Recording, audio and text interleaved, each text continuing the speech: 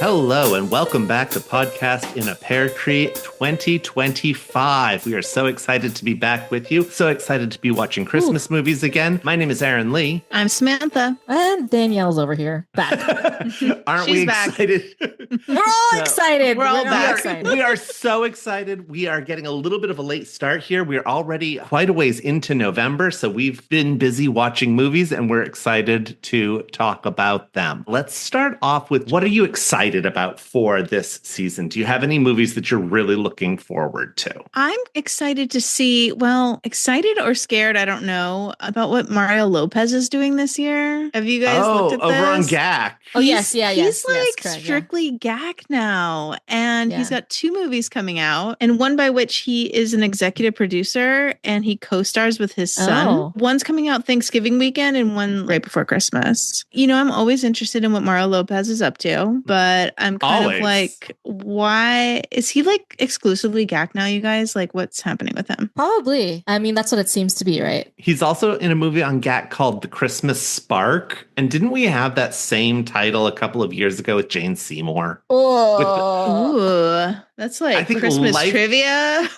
I think Lifetime had a Christmas Spark movie with Jane Seymour with weird cheeseburger flavored taffy. Okay, this so is specific. I have no clue what you're talking about. I'm sorry. Hold on, looking it up. Yep, A Christmas Spark. She reunited with Joe Lando from Dr. Quinn. From Dr. Quinn. I remember this one when they're like a little bit older, finding love. Yes. Oh, that was a good one. And I think one of her daughters was making weird savory flavored taffy. I don't remember that, but I bet that's going to be better than this Mario Lopez one. Sorry to say. We really liked it. It was a really fun movie. No, we liked it, Danielle. We all liked it. Well, I feel like Mario Lopez was really good with Melissa Joan Hart, and we don't have that combo anymore. So I guess it was like, all right, well, I'm going to go find my own way and switch networks. Sad about that with Lifetime. And so as a result, I think the circle of stars that tends to stay with Lifetime has been shifting. We have some people who keep coming back, but they're not necessarily loyalist to the network anymore. Yeah. Sad.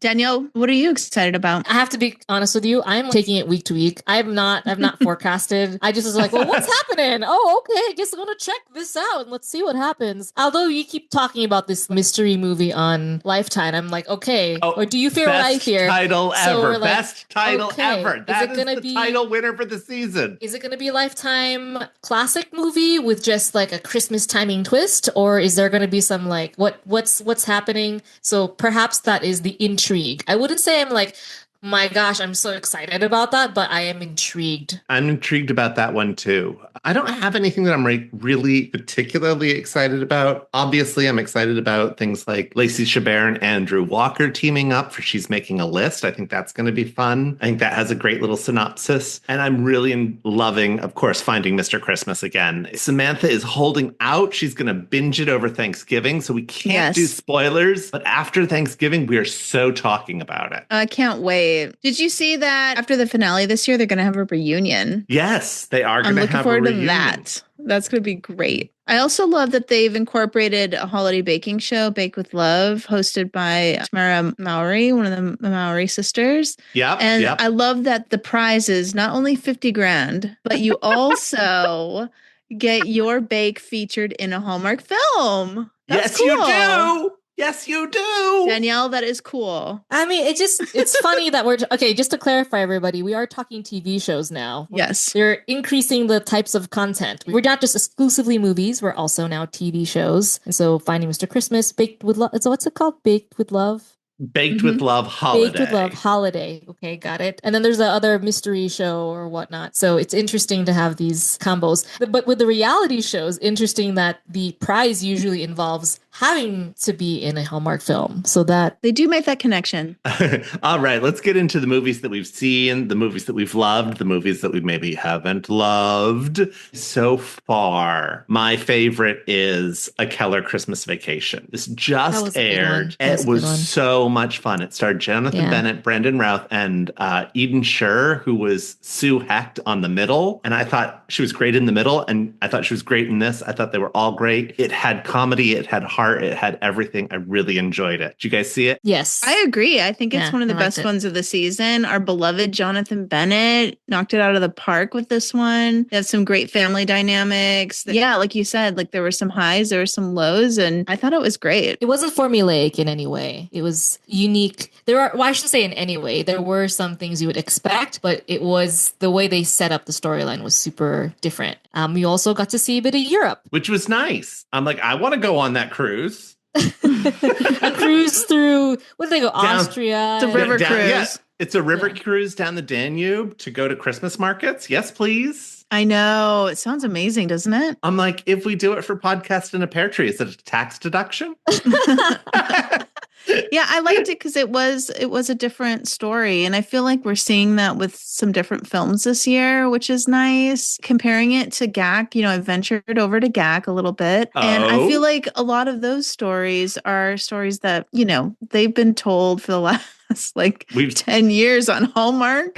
But here's the thing, Samantha. Hallmark is telling us the same stories again. They're just giving us interesting twists. They're doing it in a new and interesting way, even though it's the same story. GAC has not mastered new and interesting ways of telling these stories yet. Not at all. What did you venture over to GAC to see? I watched is it called a Royal Icing Christmas? Yes. It is called a Royal Icing Christmas. So the reason I started watching it was the synopsis made me laugh so hard that I felt like I couldn't not watch this because it was like basically a princess she contemplates leaving royal life to join a baking competition. I was like, wait, what? This is correct. Okay, but here's the thing. Hello, Princess Switch. We've already done a princess baking competition movie. There's a trilogy of them. There's 3, and they were done on Netflix, and they were very fun. This is true. Here's my issue. Also, the devil is in the details here. It's called a Royal Icing Christmas. None of them make anything with royal icing. I know. What a missed opportunity. It's such a missed opportunity. There should have been they could have won because their royal icing was better than somebody else's royal icing. It wasn't even mentioned. What did you guys think of the lead actor and actress? I think she was trying too hard. And I was like, the lead actress was trying too hard because, she's from a different Moravia, whatever, one of those fake European countries that ends in A. And, she had an accent. Then she was doing an American accent. And I think trying too hard to make it feel like, oh, yeah, see, I don't really talk like this. I'm like, you talk like that. It was. You're trying too hard. It was just a miss all the way around, but not the worst thing I saw on GAC. Because what did you see that was worse? What was worse? Because I think we might have seen the same movies here. I also watched Christmas in Midnight Clear. Okay. Which is so painful. I'm just so sorry. I sat there watching it and I ache. I ache watching this movie because it's literally, there was a movie with Jenny Garth and Cameron Matheson probably 10 years ago called Holidays, Daze, where she goes back home to put in a big superstore and revitalize the town. And she ends up, again, telling it in a creative way. She ends up hitting her head and having amnesia and not remembering what she was there to do. It was interesting and fun, and we actually really enjoyed that movie. This time, it's just, hi, I'm here to shut down your town. I watched it, and I thought it was a combination of Holidays and Candace Cameron Bure's movies Let It Snow, where she goes to the ski lodge and is going to take it over. It's a story that's been told before. It's been told before. It's been told many times before, and there was nothing unique about it. It wasn't like the Jenny Garth one where she hits her head and has amnesia. You know? I feel like they're all a bit boring. Well, I feel like they're not trying to be funny, though. No, it's true. They were not trying to make it funny, but you know what? A little laugh now and then can kind of alleviate some of the tension and help us really become endeared to the characters, because we all have our moments where we say funny things, even if it's an accident. So you thought that this was worse than A Royal Icing Christmas. Well, yes. What is the third one that you saw? Where would you rank that one? And which was it? The third one that I saw was Curious Christmas or a gift Christmas of giving? The Very Curious Christmas. Okay, the mystery one or the investigative one. I thought it was also pretty horrible. I'm going to have to rate Christmas in Midnight Clear just above it because what? I know.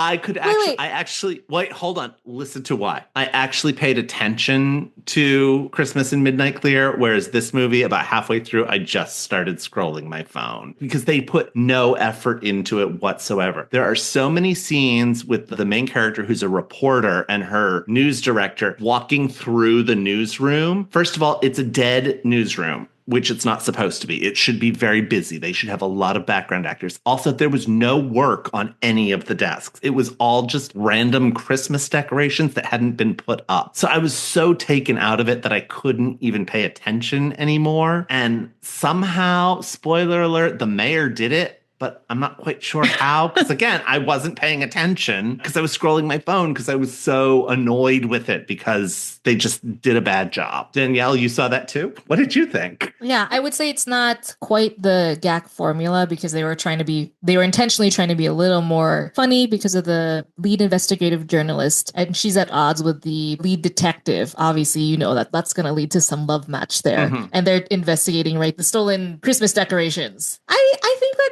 she wasn't quite cardboard, so I appreciated that. So your ranking is A Royal Icing Christmas, Christmas at Midnight Clear, and then the lowest was A Very Curious Christmas. Is that correct? I think so. And the only reason Midnight Clear is edging that out is because I paid attention to it. Oh, it held your attention. Yeah. What are you going to reverse those to any of those? Christmas in Midnight Clear, even though it was very, very predictable, I think the way they ended it tied loose ends, but at the same time, it wasn't forcing a she's not gonna convert at the end. No, it was like open ended, and so I think that was an interesting way. So I probably would put a Christmas in Midnight Clear a little higher than A Royal Icing Christmas because that one I was like, I've literally seen this story, and I'm like, I can just so call this. And whatever tension that's happening from here. And then I would say Very Curious Christmas, give it props. But actually, so I saw 4 films. So I saw also Christmas of Giving. That one I would rank the lowest because that one I wanted to cry. And I was like, why am I watching this? Help me. I can't. Can I turn it off? I want to know how it ends. I don't know. That actress, Ash Sai, she has done one ever since we've been doing this. Every year she has one of these, and every year it's just abysmal. I'm so sorry, Ash. You got to find yourself a better script, girl. Do something because they're just not good. And so I couldn't do a Christmas of Giving because I knew what it was going to be. So I didn't do it. I was like, nope. It's for the best. It's for the best. And I think they were trying to allude it to kind of being somewhat related to service people. But then in contrast, Hallmark had Christmas on Duty, which was significantly better. Christmas on Duty. Let's talk about that. I was not expecting a lot. I was expecting to be like, yeah, whatever. And then I really, really, really enjoyed it. Samantha, did you watch this one? I did, but I don't think I enjoyed it as much as you guys did. I think it's because, think about it, we just mentioned 4 different Gap films. Are so low. So think about that, okay? But also maybe it was one of the first Hallmark films that I watched after Halloween, and I'm still trying to get into the mindset. So maybe I just wasn't into it as much. It was just like, your standard military fare. Yeah, no, I hear you. And that's kind of what I was expecting from it. I think what I really enjoyed and the reason that I really liked it is because it was, in my opinion, truly a Christmas movie and not just a movie set at Christmas. Like the whole plot, their whole mission had to do with getting the Christmas gifts so that Santa could come to the town that was going to get snowed in. That's true. And so it was, the whole premise was about Christmas. This was not like, oh, boy meets girl. Oh, and it happens to be at Christmas time, which so often we see here. So I think that's what really put it as like, oh, I enjoyed that because of that aspect of it. I just also chuckle at the dad characters like Peter Jacobson or something. The guy who was from House. I just think he's a funny guy. And was that the dad who was also in Hall at the Holly? Yes. Yeah, he was fun. But what else? What else do we have on Hallmark? So now let's jump. We gave a lot of airtime to GAC. We can. Yes. Yeah, we can leave that behind. It still looks the same. They haven't changed visually either. No. It still looks really old, and I don't know what's going on with Candace, Cameron. But I don't. Candace. She needs to get it together. But I don't don't know. She's getting all these like really great people to jump ship. So I don't know. Money? I guess she's got a lot of it, but maybe she's not using it on the visuals. She's not using it on the visuals because she is like the chief creative officer there too. What is being put on that screen, she is saying yes and no to. Exactly. Although they keep saying that they do pay attention to the reviews and that they read the reviews and those reviews guide exactly the stories and how they're going to approach the movies. So I'm like, I have yet to see them. I wonder what they've been getting. You know what? They're probably getting a lot of people who really like these movies because I went onto some message boards about Hallmark and what was coming out this season. And there were a lot of people on there saying, Hallmark's old movies were so great. What is with this new slop? And I'm like, I disagree with the people on the message board. I think Hallmark has some hits and some misses, but they're growing and the movies are getting better. Sure, there are some of the older ones that I still like, but there's some older Hallmark movies that I'm like, oh, this is a rough one. Yeah. So there's clearly a market for what Hallmark had 10 years ago, 15 years ago. It's true. And she might be tapping into that market, which, hey, it's untapped. They can make some money off of it. Good for them. I'm not putting that down in any way, shape, or form. I will say this. This is the last thing I'll say about GAC. We are not a political podcast. We don't talk about politics. But I do have to say, do not watch GAC before the election because every single commercial break was just non-stop political propaganda from both sides, everything. That's true. I saw Hamas blowing things up. I saw Israel blowing things up. I loved the Democrats. I hated the Democrats. I loved the Republicans. I hated the Republicans. Every single political propaganda ad you can imagine was on GAC before the election. Wow. I highly recommend if you like GAC, you may want to avoid it until after the election. There's a lot less on there now, and the commercials are starting to get cuter. Hallmark had the cute Christmas commercials all the way through. I'm seeing cute little elves buying things for Santa. At Ace Hardware? At Ace Hardware, Target, wherever they are shopping. Which we are not sponsored by, but we are not. But if we they would love to be. I will shop at Target if Target wants to sponsor us. So what do you all think? We'll get back to what we've been watching, but one question here is that we have the third installment of the trilogy for the Three Wise Men and a Baby. So it's like what is it called? The wisest Christmas? Three wisest men? Three wisest men. Three wisest men. I hope this is the last one, and I hope it's better than the second one. And the first one, honestly. Mind the first one as much. There is a huge following for this. People loved the first one. People loved the second one. And people are going to love this one. I do have my fingers crossed that this is the last one. Me too. Because I was very disappointed in the first one, particularly because I wanted lots of Three Men and a Baby references and they weren't there. Also, we talked about details. I still want to know why their last name isn't Wise. Like it's a no-brainer to me. That's how you get this in, is it's their last name is Wise, but no, their last name is Brennan.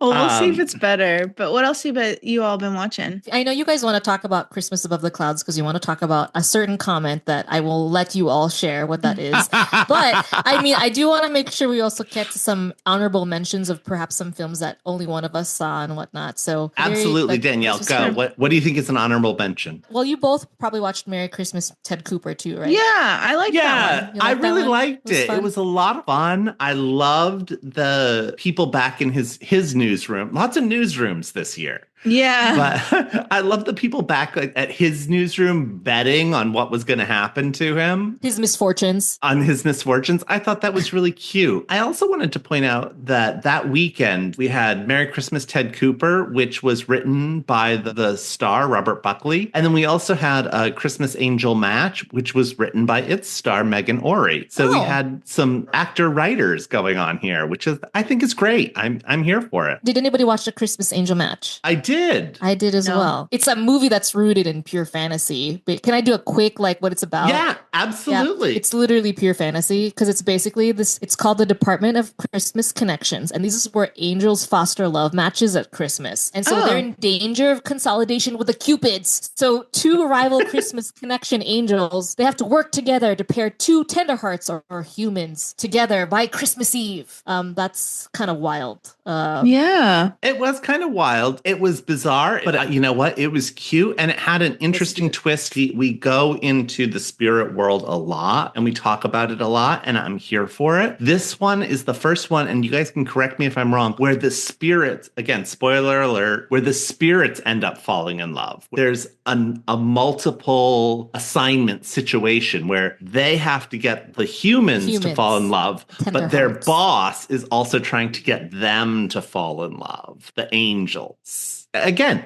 we're taking a familiar story that we've seen before, but we're putting an interesting twist on it. Maybe, but you have to really like be sold by the fact that it's pure fantasy. There was another one, that Newport Christmas. That's the other like fantasy. Yeah, one. Christmas Comet. Yeah. Oh my gosh. Let's ride a comet across time. Yeah, we love a time travel. We love a Christmas comet. Mm-hmm. It's like, why do we have to have one of those every so often? But again, this is one of those ones where this really was not a Christmas movie. It just happened to take place at Christmas. This could have happened any time. You're right. So, and again, one of the reasons that I thought Christmas on Duty was so cute was because it is an actual Christmas story. Mm-hmm.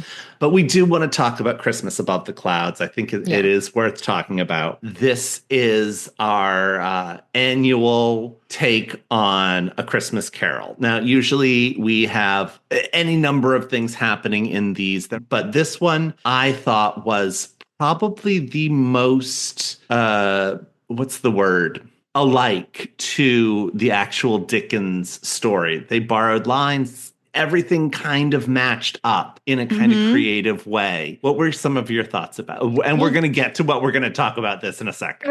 This is what you wanted from Three Wise Men and a Baby. This is exactly what you wanted. References. Yes. Like literally the Scrooge character, her name was Ebenezer. I thought that was brilliant. I'm like, her assistant's name was Bobby for Bob Cratchit. Exactly. And the son's name was Tim. Oh, so many, so close references here. Her mentor's name was Marlene Jacobson instead of Jacob Marley. Yes, that's what we want.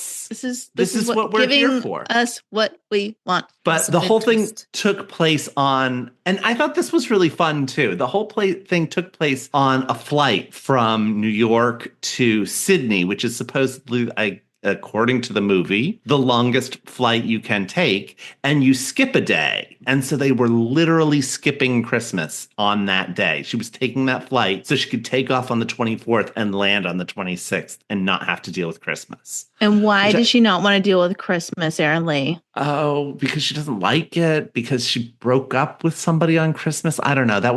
It was immaterial to me. Really? Yeah. That was like the whole thing. Like her and her fiance broke their engagement. Like he proposed to her on Christmas, so now she's got really bad feelings about Christmas. With the gingerbread house, yeah. I was just more for the references. What? And Tyler Hines was in it. You know, Tyler Hines, and you didn't like the romance? I was there for the references. Oh my gosh. And you know what else I was there for? Oh the excessively large airplane bathroom. Here it is. It was so big. Talk about what they used the bathroom for. It was basically where they kind of teleported every time they were going, the Ghost of Christmas Past, Christmas Future, Christmas Present. And she'd always end up in the airport bathroom, which was gigantic. Airplane bathroom, sorry. It was huge. And a normal size bathroom. But at one point, it fit her and Tyler Hines, but not in like a scrunched way. No, they were very comfortable in there together. Like what?